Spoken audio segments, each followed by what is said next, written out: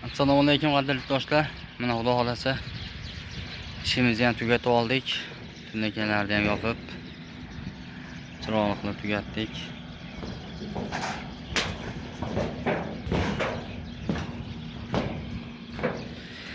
Joyimiz 1.10 ga 10 joy.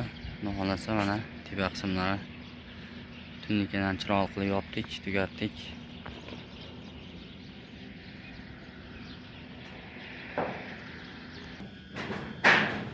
Mana Xudo xolasa past qismlarimiz chiroqli o'rnatib oldik.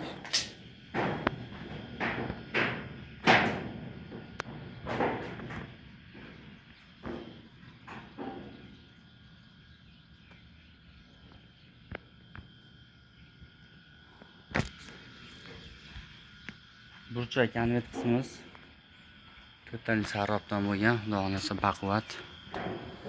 Asalgan holati 14,5 metr. Burchagi.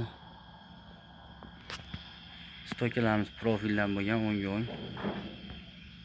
Qolgan materialimiz fonni konteyner materialdan. Xudo xolasa